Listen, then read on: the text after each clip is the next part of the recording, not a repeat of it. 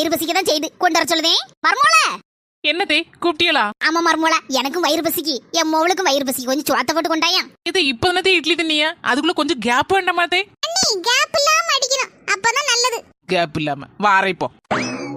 தாத்து இந்தா கேப் இல்லாம அடி. மர்மோல குழம்பு அடிபொலியா இருக்க. ஆமா, என்ன மாதிரியே அப்படியே வச்சிருக்கேன் மர்மோல. ஆமா அண்ணி, எங்க அம்மா கைமணம் அப்படியே உங்களுக்கு இருக்கு. தேங்க்ஸ் தே, தேங்க்ஸ் நாத்து. எம்மா அண்ணி மட்டும் ஒன்னே மாதிரி வான் கைமணத்துல வைக்காவமா.